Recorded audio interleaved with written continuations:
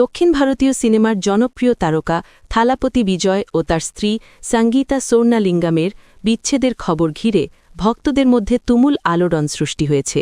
দীর্ঘ প্রায় ২৭ বছরের দাম্পত্য জীবনের পর আইনি পথে আলাদা হওয়ার সিদ্ধান্ত নিয়েছেন এই দম্পতি, এমনটাই জানা যাচ্ছে বিভিন্ন সূত্রে। সম্প্রতি সঙ্গীতা আদালতে বিবাহ বিচ্ছেদের আবেদন করেছেন বলেও খবর প্রকাশ হয়েছে। বিভিন্ন প্রতিবেদনে দাবি করা হয়েছে, ডিভোর্স পিটিশনে বিজয়ের বিরুদ্ধে এক অভিনেত্রীর সঙ্গে বিবাহ বহির্ভূত সম্পর্কের অভিযোগ তোলা হয়েছে।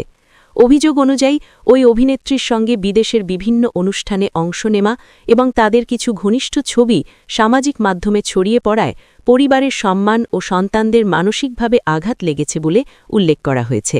তবে সংশ্লিষ্ট অভিনেত্রীর নাম আনুষ্ঠানিকভাবে প্রকাশ করা হয়নি। বর্তমানে অভিনয়ের পাশাপাশি রাজনীতিতেও সক্রিয় থালাপতি বিজয় বিষয়টি আদালতের বাইরে সমঝোতার মাধ্যমে মেটাতে আগ্রহী বলে জানা গেছে।